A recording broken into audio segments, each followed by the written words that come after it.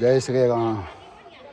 આ છે જટાશંકર અને જટાશંકરમાં મહાદેવ પ્રસાદ મહેતાજીની કથા છે.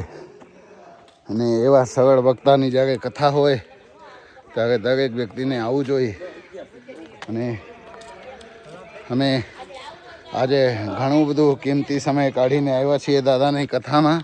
અને આપ જોઈ રહ્યા છો રસ્તા નથી તોય છતાંય આમ ઘણા બધા પબ્લિક આવી રહી છે. માણસો એટલા બધા ભાવથી ભરાયેલા હોય કે ભગવાનના નામ લેવા માટે, ભગવાનના દર્શન કરવા માટે ગમે એટલા બધા જીવના જોખમ લઈને ત્યાં પહોંચવા માટે તૈયાર હોય.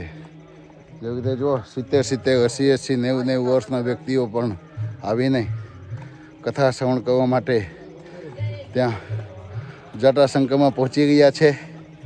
અને એ કથા શ્રવણ કરીને લોકો પોતાના જીવન ધન્ય બનાવે છે. જો પાછળ માળી છે, 80, 90 વર્ષના છે. જય ગિરનારી માં, જય ગિરનારી.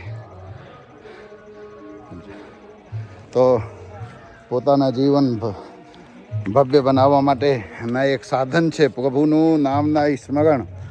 એટલે ભગવાનના ભજન જે કરશે એ પરમાત્મા સુધી તક પહોંચી શકશે. રસ્તા ન હોવા છતાંય પણ ઘણા બધા માણસો આવે છે અને કથા શ્રવણ કરવા માટે ત્યાં પહોંચી ગયા છે. ક્યાં ગામથી આવો દાદા તમે? ગોળવદર. માળી તમારા ભેગા છે?